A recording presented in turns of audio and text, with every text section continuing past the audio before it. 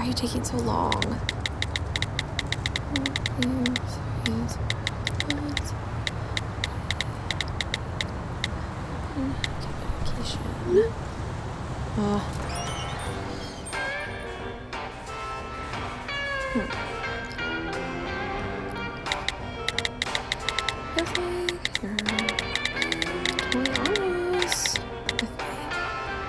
Come on. Hi, grande coffee, please. All of our communication is one-sided, obviously. There you go. Anyway, we need to talk. Come on. Okay?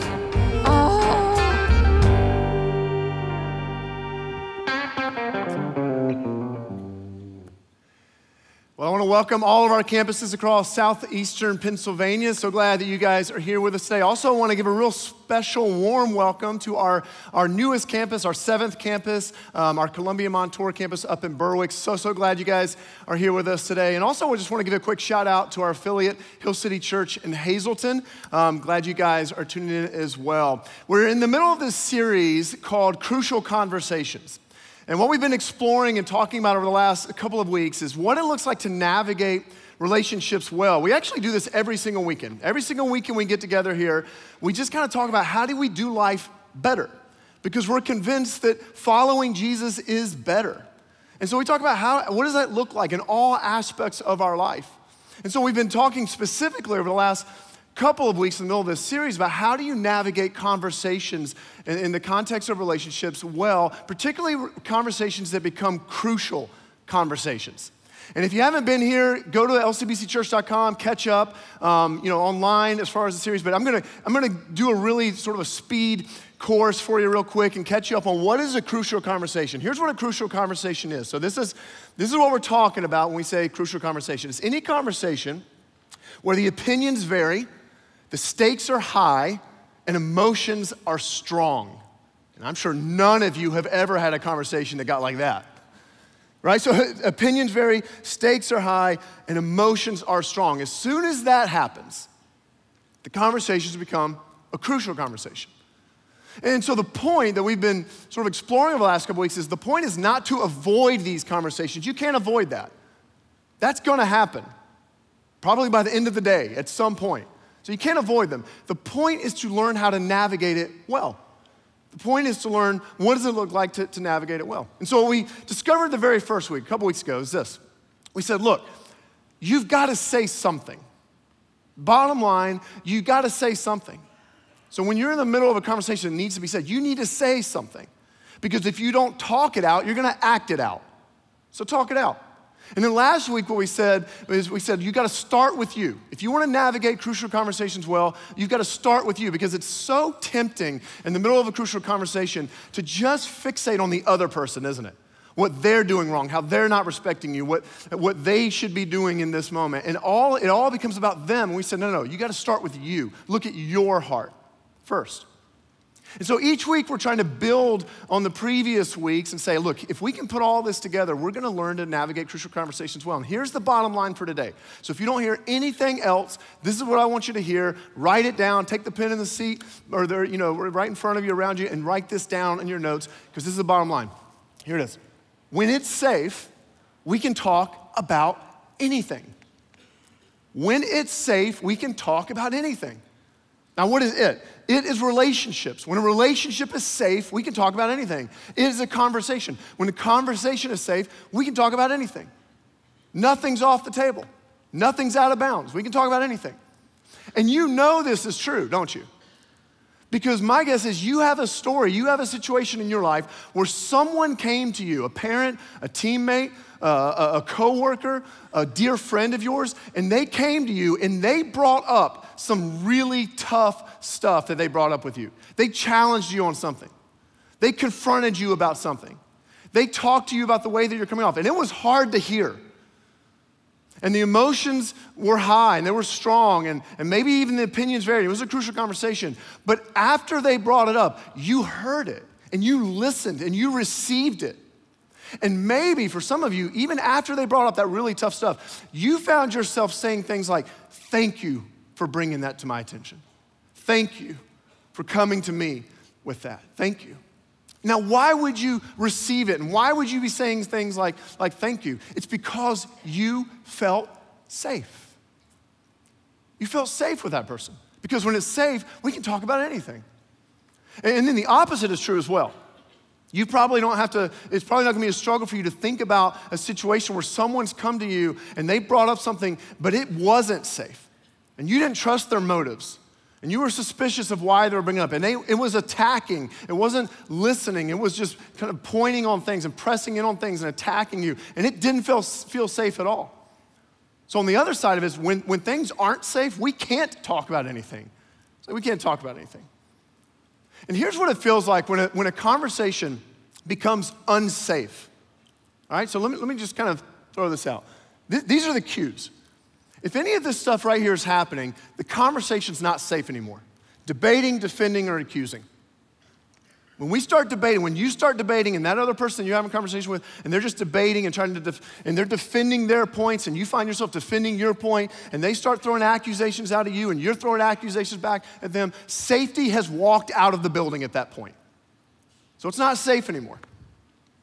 So this is the trigger, this is the cue. That if we're ever in the midst of a crucial conversation and this starts happening right here, that is our moment to go, time out. This isn't safe anymore. What do I do? And there's a few responses that we could have when this happens. One response, if we recognize that the conversation is not safe because we're debating, defending, and accusing now, one response would just be to go silent or violent. And so we go silent, we just walk away from it. We leave the room, shut the door, walk away from it, don't deal with it. Hang up the phone, whatever it might be. That's going silent. Violence is the exact opposite. We just say whatever's on our mind. Doesn't matter, there's no filter. We throw that out with the trash, right? We're like, I'm just gonna say it. And we start accusing and we start defending and debating as well. So that's one response. Another response is we bring up something, we have a crucial conversation, we address something, and all this starts happening. And then what we do, we see this and we recognize this is not safe, we backpedal. So we soften it. We needed to say that thing, we needed to bring it up, but now all of a sudden we backpedal because it's not safe anymore. And so you don't really address the issues that are going on with your coworker because that starts happening. It's not safe anymore, so you just kind of back off of it. Or you soften and you make light of the fact that your spouse is creating an incredibly burdensome environment in the home because of their constant nitpicking. So you don't want to go there because anytime you bring that up, this happens. So you soften it, you make jokes about it. But neither of those ways addresses safety. Because when it's safe, we can talk about anything, and neither of those help. You know what the best do? The people who are best at crucial conversations, you know what they do when this starts happening and they realize it's not safe anymore? They step out of the conversation mentally. They step out of the conversation for a moment. They recognize that it's not safe because of these cues. And then they reinsert themselves back into this conversation to reestablish safety, to make it safe again. And they do very deliberate acts. So the best at this hit it head on. They don't go silent, they don't go violent, they don't gloss over it, they don't try to soften what it is they're talking about. They address it head on and they work to reestablish safety. So that's what I want to talk about today.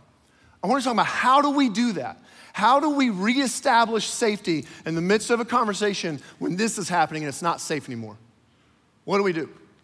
In order to look at that, I want to look at one passage with you in particular, and it's in the book of Romans.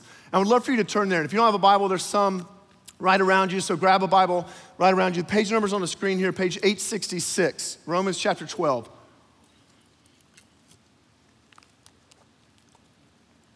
Sometimes we get this idea that the Bible just fell out of the sky. It didn't. The Bible was written by real people in real times, real places, to real people. And what we're about to read is an excerpt from an actual letter that was written in the first century. It was a letter written by a guy named Paul, and he was writing to this sort of rebellious group, this faction of Jesus followers who were living in the city of Rome. And these followers of Jesus and Paul, their leader, had become so convinced that in Jesus Christ, in his life and death and resurrection, that everything had changed in this world and everything had changed in their life. And so for them, what they were beginning to discover is that believing in Jesus is not something you just do with your head. It's not just something like you affirm with your head. Believing in Jesus is something, it's a life that you participate in now. It means you give your whole self to this. And it reorients everything about our life. It reorients the way we see the world. It reorients the way we see ourselves. It reorients the way we see others. And so it had huge implications for the way that we relate to one another, this thing of following Jesus and what Jesus has done. And that's exactly what Paul explores in Romans chapter 12, and that's what he's gonna hit on. And so he almost gives this laundry list of implications that it has, and I think it speaks profoundly to what we're talking about today. So look at verse 9. Don't just pretend to love others. Don't be a faker. Really love them. Hate what is wrong. Hold tightly to what is good. Love each other with genuine affection and take delight in honoring each other. Never be lazy, but work hard and serve the Lord enthusiastically. Rejoice in our confident hope. Be patient in trouble. Keep on praying. When God's people are in need, be ready to help them. Always be eager to practice hospitality. Bless those who persecute you. Don't curse them. Pray that God will bless them. Be happy with those who are happy and weep with those who weep. Live in harmony with each other. Don't be too proud to enjoy the company of ordinary people, and don't think you know it all. Now, how many of you guys feel like you just got a lecture from your grandma? It's like, chill out, Grandma Pauline. You know, like there's this finger in your face in some ways. It's this list, right? And yet, here's what I love about the Bible. This is what I absolutely love about the Bible. I mean, this feels like a little bit of a finger in your face. Grandma Paul's scolding us a little bit. And yet, if we would just do half the stuff on that list, how much better would our relationships be? I mean, like, if we would just put into practice a few of those things, it might actually change the way we relate to others. And I think right in the middle of this passage, there's two words. And they're almost like these pillar kinds of words in what we just read. And if we can get our heads and our hearts around these two words, it will change everything about us creating safety in the middle of crucial conversations. Because if we can get these two things down, we will make conversations safe. And here it is. It's two words, honor and harmony. If we choose honor in the midst of a crucial conversation, when all of a sudden it's not safe anymore, there's debating, defending, accusing, and we choose honor, and when we seek harmony, we are well on our way to reestablishing safety when safety's left the conversation. So I want to look at this. I want to explore these two things and how we do it. Let's talk about choosing honor here for a second. Because remember, back in verse 10, he says, take delight in honoring each other. Take delight in honoring each other. So what does it mean to honor? Honor actually is tied to the idea in the ancient world, this word here. It's tied to the idea of ascribing value or worth to something. So when you honor something, like when you give honor to someone, what you are doing is you are ascribing worth and value to them. You are saying to that person when you honor them, you are worth something and you are valuable. And what's really fascinating is that in the ancient world, when they used this word for honor, it was fixed value. In other words, it wasn't like the stock market. It wasn't going up and down. It wasn't dependent on the conditions of the day. Honor is fixed. It is stable. It's not moving. In other words, the kind of honor that Paul is talking about here when he says to take delight in honoring each other, this is a no contingency clause kind of honor. There are no contingency clauses for me respecting you if we follow this. There's no contingency clauses for me giving you value and me ascribing worth to you. See, if the only time we honor someone is when it's easy, that's contingency clause honor. If the only time that we honor someone is when they deserve it, and when they don't deserve it, they've done something to hurt us, whatever, and we're like, I'm not gonna respect you now. That's contingency clause honor. If the only time we honor someone is just to get something in return, it's like we know we want something, so you know what, I'm gonna butter them up a little bit. That's contingency clause honor. And the kind of honor that Paul is talking about here, doesn't have any contingency clauses. It's the kind of honor that says, no. Your worth and your value is fixed. And yeah, we may be in the middle, like we may not agree right now, and we may be in the middle of a crucial conversation, and we may have opinions that vary, and the emotions are strong right now. Yes, that's true. We may be at odds right now, but that says nothing about your worth. And that says nothing about how valuable you are. That's honor. That's honor. It's choosing to respect the other person, even when it is incredibly difficult, because their value is fixed. And here's why this is so important, particularly in the middle of a conversation. See, guys, the second the other person that you're in the middle of a crucial conversation with, the second they perceive even the slightest degree of disrespect from you, intended or unintended, the moment they perceive even the slightest degree of disrespect, the conversation is over. I promise you. At least the things you really need to be talking about. You may still be talking, there may be still some yelling, but the conversation's over at that point. And what will happen is that person will now shift to defending their dignity.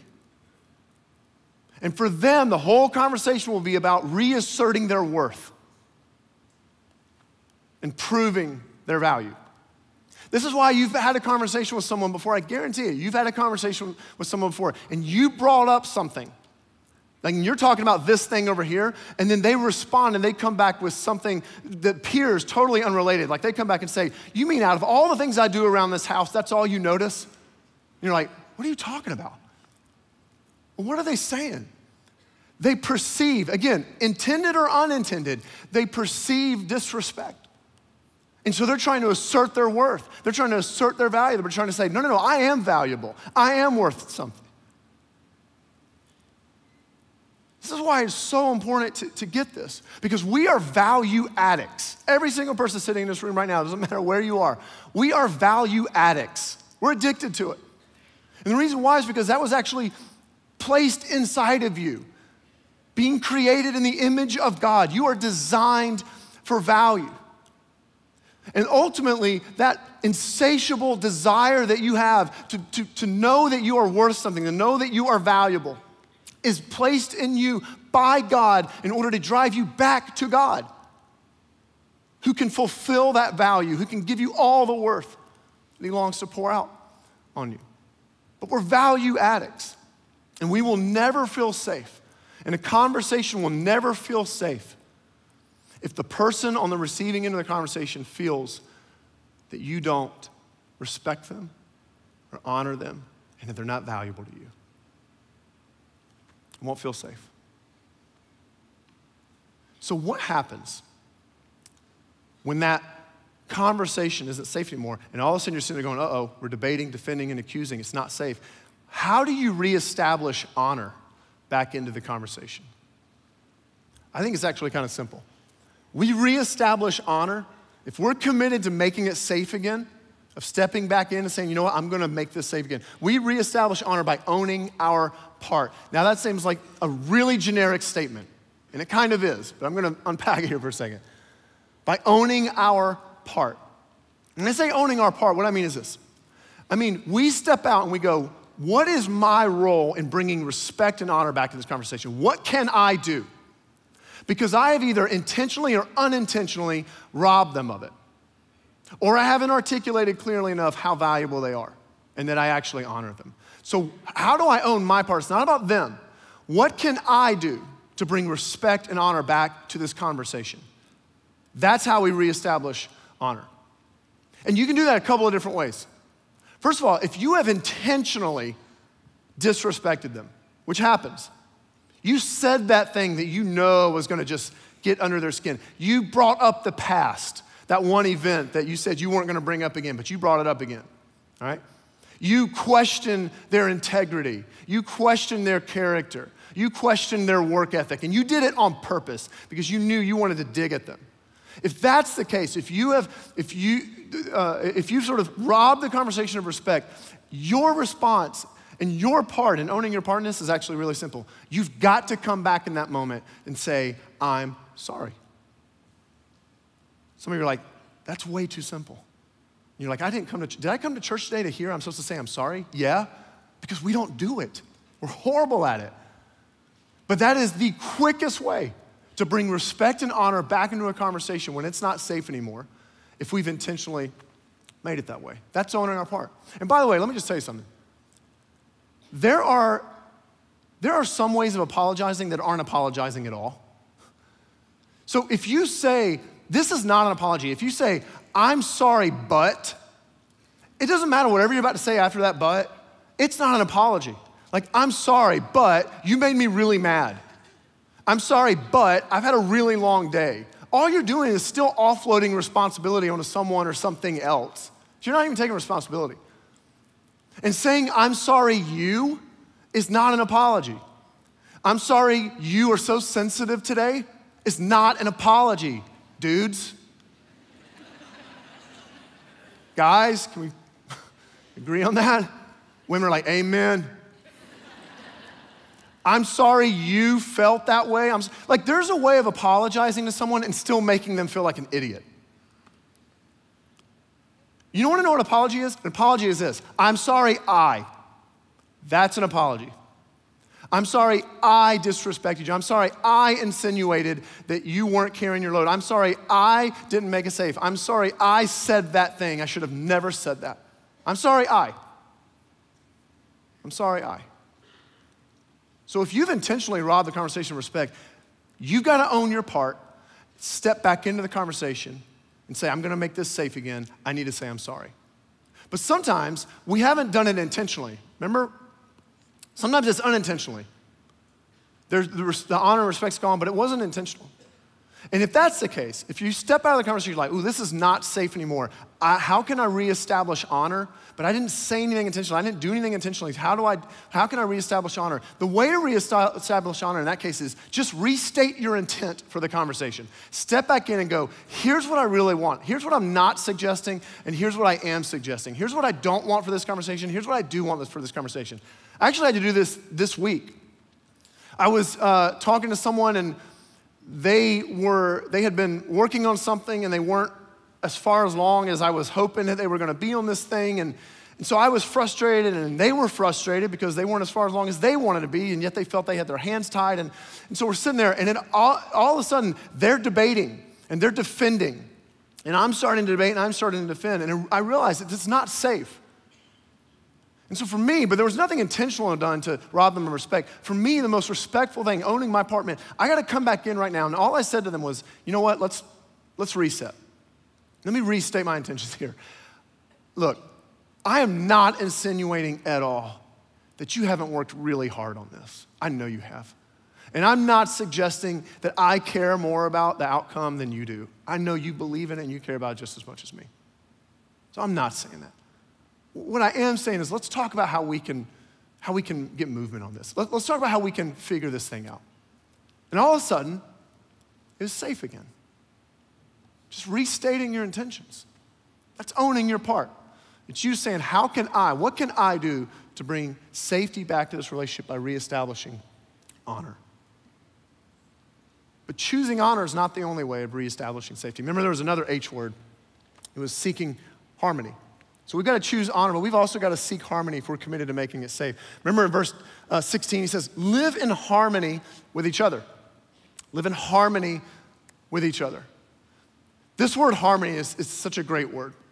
It sounds like a really soft word, but it's not. Because if you've ever known anyone who's tried to find common ground with another, you know that takes guts, and that takes work, and that takes deliberation. The word harmony literally means, in the ancient world, it literally meant to be of the same mind, to be of one mind, to think the same thing. And actually, the word was tied in the ancient world to this idea of being on someone's side, of standing almost side by side with someone, which is a really, really cool word picture. Because think about this for a second. When you're standing side by side for someone, you can't throw punches at them, can you? And when you're standing side by side with someone, you're looking the same direction. At least you're aligned that you're going this way. You may have different ways of getting there, but you're both looking the same direction. It's harmony. This is why Jenny, my wife, every now and then, when we're in the middle of crucial conversations, which never happens. It was a joke. Every now and then she'll just say to me, hey, we're on the same team. Well, what is that? That's a harmony statement. Like we're side by side. Let's not forget that, right? We're side by side. We're on the same team. See, harmony, when we talk about harmony or seeking harmony, when things aren't safe in a conversation, this does not mean agreeing on everything. That's not harmony. Harmony does not mean we agree on everything and we've got to convince them to agree with our point, or we've got to agree to their point. That's not harmony. In fact, maybe an easy way to think about this, just think about harmony in music for a second. If you think about music, harmony is you have two very distinct notes. They're not the same note. And if you were to play those notes independent of each other, they don't sound anything alike. They're not. And yet, when you play them together, and you play them in the context of a piece of music that they're working towards, it makes sense. They work together to create a larger piece of music. But they don't stop becoming this, distinct notes. It's just that they're working together to make a piece of music that's way bigger than just the two distinct notes. See, I think what happens is that sometimes we get so caught up on the notes that are being played. They want this, I want this. And we forget that we still want to play the same song. We forget that we're still standing side by side. We still want the same thing. And conversations stop being safe when the other person starts to believe, they question your motives, and they begin to think that what you want is you want to win. What you want is you want them to play the same note as you. If they begin to sense that, there's not safety. So maybe the point in reestablishing safety when it comes to seeking harmony, I think the point is this. We reestablish harmony and make it safe again by finding the purpose behind the point. Look for the purpose behind the point. A lot of times we're arguing the points, but the points aren't the point. The purpose behind the point is the point. And look for that. In other words, what are they trying to say? What is it they really want? Even though you don't agree with it in the moment. This happened to me a couple weeks ago. We were at dinner, and our daughter, my wife and I, we started talking about this behavioral issue that was going on with my daughter. And so we're sitting there, and we're talking about this, and all of a sudden, before we even know it, it's become a crucial conversation because we disagree on how to handle this particular behavioral situation. So I want to just give grace. I want to give, for some reason, I'm all about let's just let this one slide, let it go. Jenny wants to bring the thunder maker, all right? Which is odd because that's usually me. It's usually reverse. But she's sitting there wants to bring the thunder. I want to bring the grace in the situation. And all of a sudden, the food on the table got cold and the conversation got hot. And it became crucial in a moment. And then it actually became unsafe. Because now we're just debating our points, and I'm just wanting Jenny to play the note that I'm playing. And she's trying to convince me to play the note that she's playing. And in the middle of it, I don't know if it was her that kind of called the timeout or it was me, I don't remember. But in the middle of it, we just stopped. And we both said to each other, we're like, you know what, stop for a second. What is it we really want? You know what we really want? We want our daughter to grow up to be a loving, kind girl of integrity, which she is, by the way.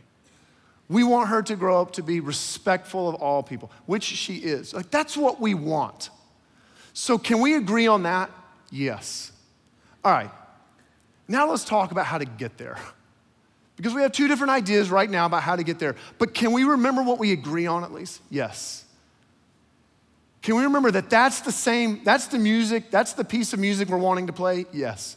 You have this note, I have this note, but what's the purpose behind the points here? Well, the purpose is we both want her to be this. And sometimes We can reestablish safety by just stepping back and going, oh, what is it we both want here?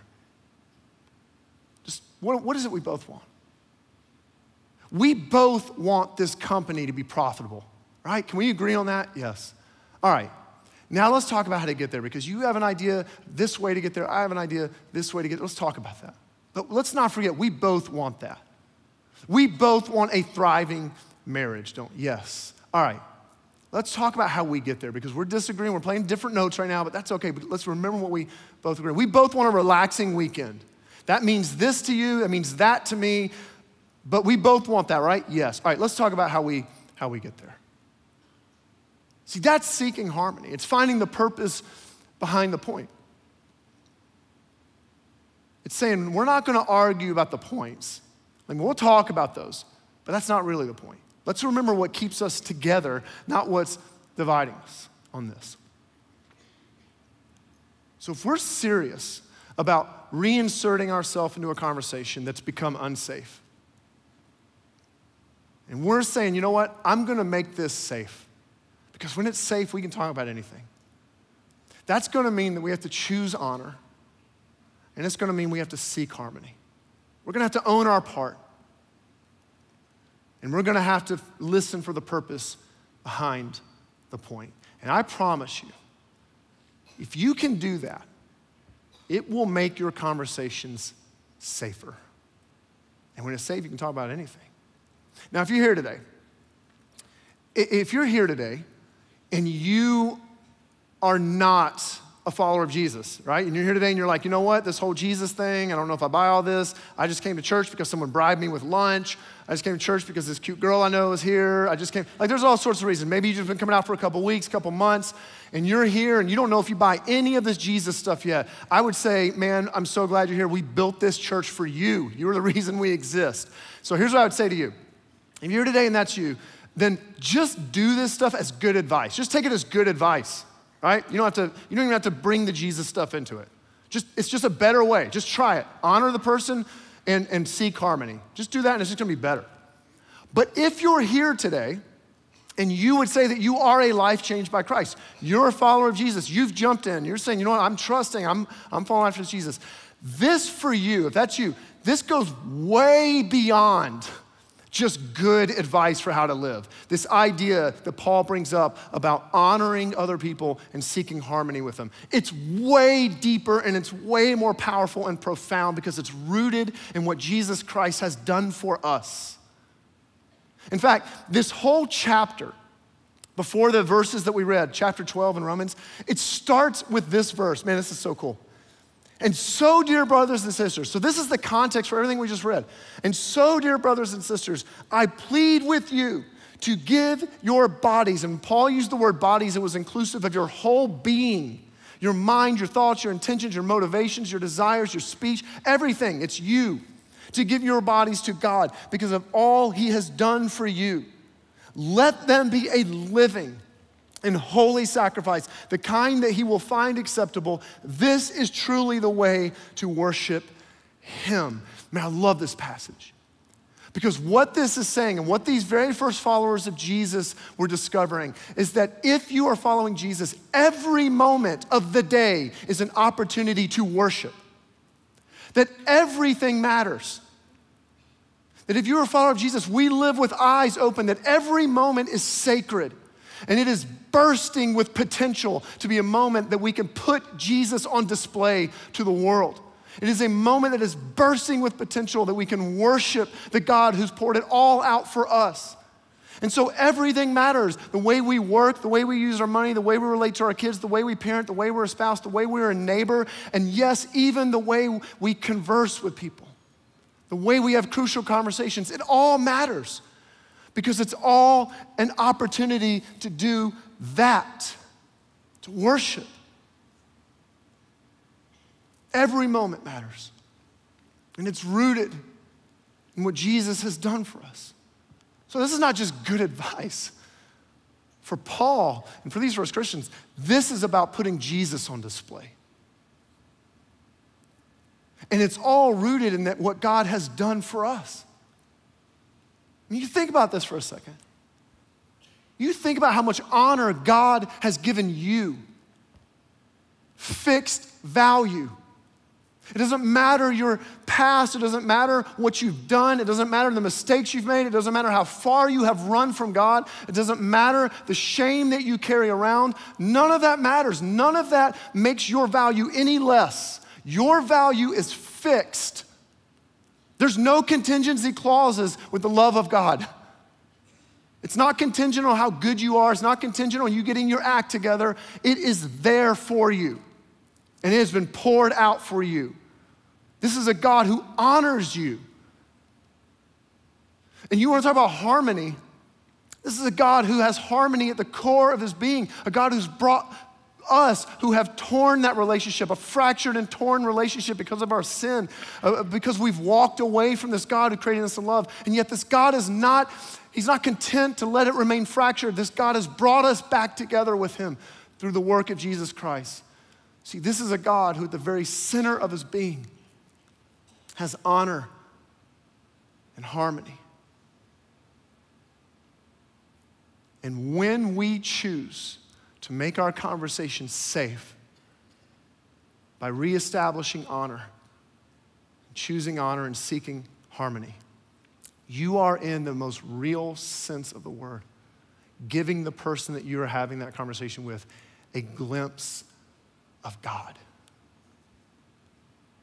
and what he's done for them.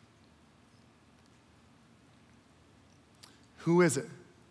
Is there anyone that you need to reestablish safety with? Is there anyone you need to, maybe it was a conversation last week, a conversation over the last couple of months, maybe a conversation over the last couple of years, and honor and harmony walked out the door. Is there anyone you need to go back and you need to say, how do I bring honor back and how do I bring harmony back to this? Is there anyone you need to do that with? Maybe it's not going back to someone. Maybe for you, it's just, would you be willing this week to live with eyes open for when that moment happens, and it's gonna happen. When the crucial conversation happens and you see that there's debating and defending and accusing, would you be willing to in that moment to go, oh, that's my cue. This isn't safe anymore. And would you be willing to step out of it and say, okay, one or both of these are missing, either honor or harmony. How can I step back in and reestablish those? Would you be willing to go that direction and to make it safe again? Because when it's safe, you can talk about anything. Anything. Doesn't mean it's easy, but it is best. And next week, what we're gonna explore, we're gonna discover the single greatest force that is at work in our lives that keeps us from having crucial conversations well, and we're gonna learn how to gain mastery over it. So do not miss. Let me pray for us. God, thank you that you've taught us how to do life well. Thank you, God, that you have shown us how to do life better, how to do it best. God, I pray that this week we would live with eyes open and that we would be hyper aware of when conversations aren't safe anymore. God, would you, almost like a little alert going off in our head when we see debating and defending and accusing, God, would it just remind us, oh, it's not safe. And would you give us the courage and the strength and all that we need to step back into that conversation and to reestablish safety by choosing honor and by seeking harmony. Help us to know how to do that. You've given us all the tools we need. You've given us all the strength and the power we need to do that. So would you go with us this week? Would you help us to make our conversations safe for others? And pray this all in your name, Jesus. Amen.